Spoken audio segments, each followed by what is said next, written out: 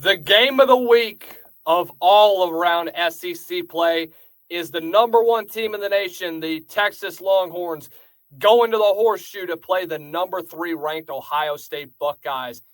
Do the loss of coordinators hurt the Buckeyes? Do the loss of so much talent hurt the Texas Longhorns? This is my game prediction for Ohio State, Texas, and my analysis on what will happen come August 30th when these two teams meet at 11 o'clock Eastern for the biggest game of the 2025 opening day season. Hello, everyone. I'm Lucas Hill of SEC Live here at the Voice of College Football. Make sure you all do us a favor. Hit the like, share, and subscribe button. Turn on those bell notifications so that you are notified every time we post a new video, short, or a new live show here on SEC Live at the Voice of College Football. Always want to thank our good friends over at Amazon for always continuing to support the Voice of College Football. Click the link in the description below. For more information, here's Mark. You can make a difference here at the Voice of College Football. Use the Amazon link. Financially contribute to the Voice of College Football without spending a penny. Same shopping experience. It's easy. Go to any video on any channel. Go to the description section and grab the link right next to the capital letters that say Amazon. Use that link, and Amazon will instantaneously convert to your account, settings, history, everything intact. Just like whatever link you use right now, no difference. Pay no attention to the product that you see right there. Just go search what you want. Don't forget the Amazon link. Thank you for your support. Sincerely, the Voice of College Football. So how good can Ohio State be this year? Number 3 ranked team in the nation. Between them and Alabama, for those that have the best young roster in college football with a young quarterback, I say it's Alabama. Josh Pate says it's Alabama. Phil Steele says it's Alabama. Can Ohio State prove them all wrong? Let me tell you a little bit about Ohio State. Obviously, everybody knows about the new quarterback, Julian Sayin. From what we're hearing, they say he is better than what C.J. Stroud was during his freshman year. They say he's really freaking good. Early enrollee, was at Alabama during the 23 season. Didn't get any real playing time during his redshirt freshman year. Now this is his time to shine. Now is an opportunity that he gets to have to be the guy that everybody's going to be talking about. Let me tell you a little bit about the dudes that he has. Everybody knows about Jeremiah Smith, arguably the best player in college football at this point in time. Dynamic playmaking receiver. Let's see what else that Brian Hartline can utilize him at the end of the day. Remember, no more Chip Kelly, no more Jim Knowles. Jim Knowles is at Penn State, at your rival. Chip Kelly's back in the NFL with the Vegas Raiders. Let's see what Brian Hartline, who's an experienced offensive coordinator, who has an experience in leading this Ohio State offense, let's see what he can do with what utilizing Jeremiah Smith was. He's been one of the best position coaches in all of college football, and I think he's going to continue to do so at a very high level. That's not the only guy that people need to be talking about. Guys, Brandon Ennis is a guy that you need to continue to out for. Cardinal Tate, the speedster, the slot guy that can get you yards after catch. Guys, you better be paying attention to him because he is going to be a dog at the end of the day.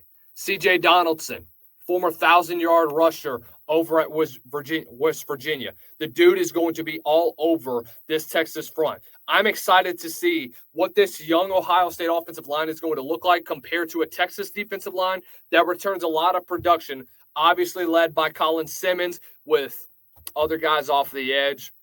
Anthony Hill is going to make a big impact. Ethan Downs is going to make an impact. I mean, there's just so much talent regarding this defensive line room, not to mention what Trey Moore has to offer from last year coming from UTEP. Dude was a stud last year in times that he did get some playing time. But I'm really interested, though. I think, in my opinion, the biggest impact will be the two young quarterbacks. Let's see what Julian Sayin does with this offense. Can he be the guy at the end of the day? I know Lincoln Kienholz put up a little bit of a fight near the end of camp, but I think it was said and done at the end of the day. I think this is Julian Saint's job at the end of the day. I don't think anything else will come out of this, but don't be surprised if they open up the playbook for Julian Saint early on. They're going to let him rip the football down the field. They trust him enough, and they have dudes to prove it. And that receiving room going up against this DB room of what you have with Michael Taft, the All-American, with Malik Muhammad, who could end up being a Jim Thorpe Award finalist when it's all said and done. Jalen Gilbo, who hasn't really gotten a whole lot of playing time and has gone under the radar the last 2 years and can continue to make plays. You have a lot of guys, man. You have a lot of them. But I think the only real concern that Texas has is the interior. You lost a lot during that offseason. Let's see what guys like Murad Watson, maybe you'll put in Colton Vasek in the interior. Maybe he'll beef up a little bit and get some playing time in the interior. Vasek was a guy that came from, or Murad Watson was a guy that came from Syracuse, a guy that it's going to be a fun ride looking at him and Trevor Gooseby going at it. It's going to be a really interesting decision that this defensive line room is going to make. Alan Clark is going to have a lot of say in this D-line room. He's he's actually a graduate of my high school as well. Go Wildcats. But I think overall, this is a Texas defensive line that is going to be dominant off the edge. Interior obviously has some questions, but we'll see what happens with them. This running back room that Texas has is so deep. Guys, C.J. Baxter's back from injury. You bring back Trey Wisner, who's coming off of a 1,000-yard season. Not only that, let's see what other guys. Jarrett Gibson, who was second in the depth chart last year. He showed some promise last year. Guys, Kyle Flood and Steve Sarkisian are going to be incredible with running this offense at the end of the day. I think they're going to continue to develop at a high rate. I think guys like Arch Manning is going to be productive in this offense. The one thing that I had a gripe with Arch whenever I looked at his film is just rushing plays whenever he's under duress. Be patient and continue to scramble outside the pocket. Don't just stay in there. Don't get happy feet. Get outside, keep moving your feet, and then the play will develop at the end of the day. That's the number one thing that I want to see from Arch Manning when it's all said and done. When it comes to Julian Saint, he's a pocket guy. He's got a trusted offensive line that's going to be returning a lot from last year. We already kind of mentioned a little bit about what this offensive line is going to look like with Luke Montgomery, Austin Seierfeld, Phillip Daniels, Carson Hinsman. Those guys, in my opinion, are going to be what we need to look out for if you are Texas at the end of the day. So where do I have this game going from here on out? Let me tell you, this is going to be a battle up front. This could end up being a scrappy game. I don't know if it'll go past 24-21, but Ohio State and Texas somehow, some way, since 2005 has created a legend. 2005, it was Vince Young. 2019, it was, or not 2019, last year, it was Jack Sawyer. This year, who is it going to be? It's going to be a guy that is pretty well established. Could it be Jeremiah Smith? Could it be Arch Manning? Could it be Julian Saint? Could it be Anthony Hill Jr.? Could it be any of these high draft picks? Could it be the All-American Michael Taft?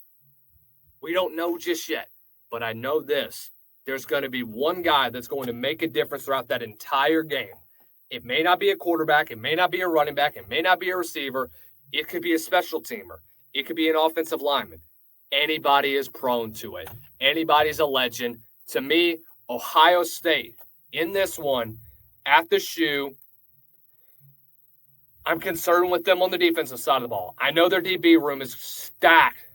Caleb Downs, I don't need to say much of anything else because he's the best player in college football at this point in time, just in my opinion. He's the most exciting safety in college football.